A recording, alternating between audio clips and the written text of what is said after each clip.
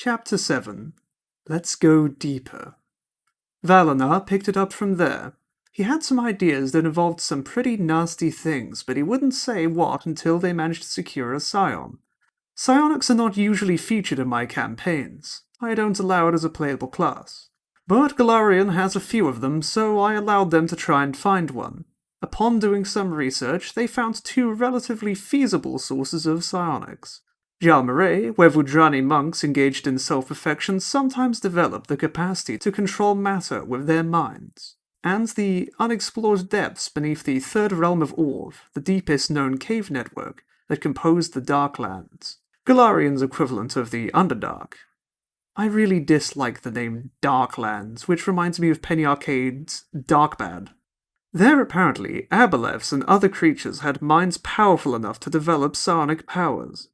However, getting a Vudrani was out of the question, since Rakim, also a Vudrani from Jalmaray, himself having attended the schools of perfection where the scions allegedly could be found, overheard him and would never allow such a thing. So the only option would be to travel into the third realm of Orv and see how the hell they would capture an aboleth and manage to get it back to Saltsped. The next session and a half, we often play on Saturdays from 4 PM to 12 PM, so we get a lot of gaming done, was dedicated to the adventure leading into the third realm of Orv. How the party got a mad explorer to show them an entryway through a dormant volcano in East Mwangi. The chance they had to massacre a bunch of hostile drows. My party is well aware of my dislike for elves in general and drows in particular. Getting lost for a while and having Vorgok be snatched by a roof-crawling kind of ooze. We almost lost him that time thanks to a series of horrible rolls.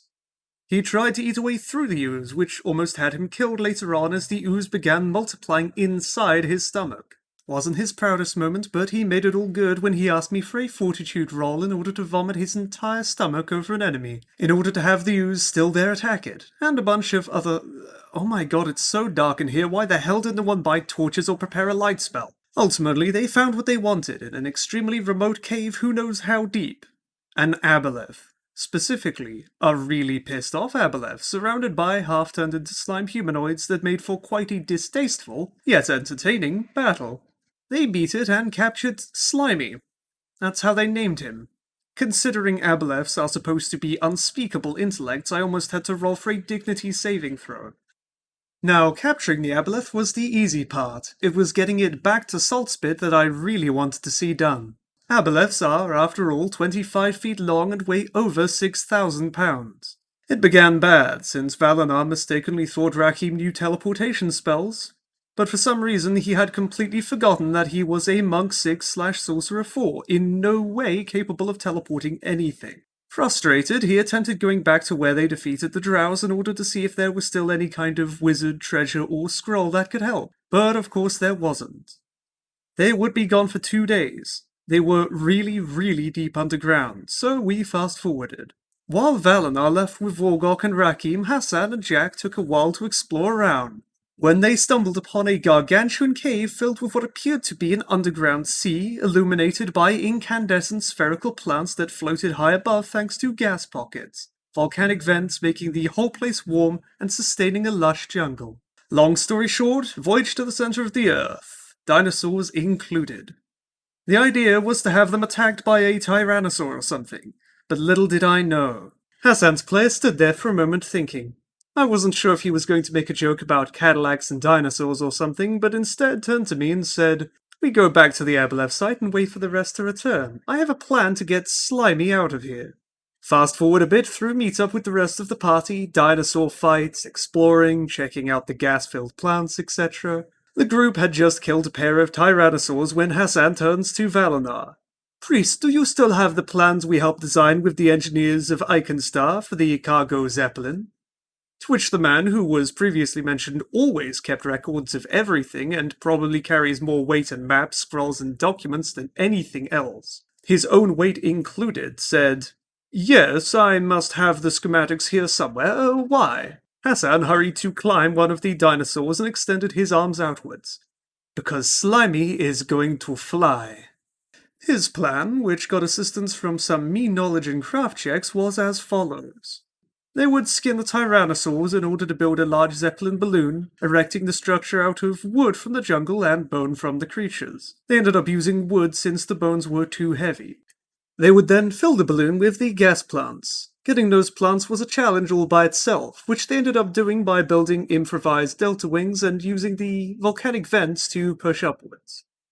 And then tie Slimy to it, using the wind currents in the caves to propel forwards, as well as a few extremely long sticks in order to push the Zeppelin similarly to a gondola. Forgok would be in charge of that, since he had the strength to do so. And so they built the thing, saw that it worked, went back to Slimy, who was trapped under a pile of rocks they used in lieu of chains, and tied him up. They did have to fight again, but the Aboleth assisted when they reduced him to near death. He kept trying to control their minds the whole trip, though, and almost got Hassan jumping off the ship after a failed will saving throw. Vorgok then poked one of Slimy's eyes with a gondola stick and he stopped mindfucking. Chapter 8. Slimy's fancy trip to far and beyond. The trip to the outside takes a while, which gives them time to talk about a point somehow everyone had forgotten about. What on earth did they need the Aboleth for? After granting some extra experience to Valinar for getting everyone to visit the bottom of the world and almost die a few times without even having told them why exactly, he explained. The idea was to use a powerful psionic creature to feed the minds of the prisoners with information and emotions that would make the nightmares much more powerful, thus getting a bigger bang for their buck. Now remember when several posts ago I explained that in order to craft the rods of elemental compelling they used to control the salt para-elementals, the party had to get the components, a special kind of gem, from the ruins in the Mwangi jungles? Well, the ruins they visited later had been identified by Valinar as the remnants of the ancient Shori civilization, which built amazing flying cities far in the past. Now in that place the party had stumbled upon a faulty device that once long ago was responsible for keeping one of the cities aloft, by using raw energy taken from the very fabric of the cosmos. When they approached said device, they kept getting thrown back by extremely unsettling feelings that made no sense at all. And Valinar's knowledge the planes check gave them a hint that the device was actually a hole in reality that had somehow led into the far realms. That place beyond the multiverse where reason ceases to exist altogether. Having the Zeppelin actually makes things much easier, he said once they flew out through the dormant volcano. They steered towards the Mwangi jungles back into the ruins of the crashed flying city of the Shori. Slimy wasn't going to have a good time. So they get to the ruins, make quick work of a pack of intelligent gorillas, travel down to the device and get Slimy down. Valinar asks me about using a spell in a different way than usual. He wants to use Dimensional Anchor, but instead of it blocking all kinds of planar travel, he wants it to be hooked and delayed, in order to have it be cast on Slimy, throw him through the hole into the far realm, and then pull him back. I said it was a stretch, but he offered me to spend 2 spell slots 1 level higher to prepare it, and I agreed as long as he succeeded at a DC 30 spellcraft check, plus another DC 30 spellcraft check when using the spell, or risk himself be sucked into the portal, Slimy being teleported into the same spatial coordinates as him, or some other effect like that selected entirely at my whim. Since he would be playing with a spell that is ultimately derived from him by his goddess, he agreed. So we do the rolls, on which he gets a 33. He still has to wait 1 day to prepare it. They wake up Slimy, heal him a bit. Valinar casts the modified Dimensional Anchor and asks Vorgok to push the Aboleth through the portal. Slimy gets a sudden panic attack when he understands where said portal ends up, but doesn't get time to react when he's falling. The party runs back before going mad by the imagery being spewed by the portal, and after 10 seconds, Valinar pulls the Aboleth out. Will saves everyone. Whatever Slimy saw on the other side of that portal, he's now sonically broadcasting out some of the most horrible, incomprehensible, and twisted thoughts they had ever imagined, shaking like a fish out of water and oozing foam from everywhere. They succeed at the saves, tie the Aboleth back up to the Zeppelin, and hurry to get back aboard. I told them the gas plants would only remain buoyant for 2d6 days and the result was a 9. They had already spent 5 of those days and they were looking at a similar amount back to Saltspit, so they had no time to spare.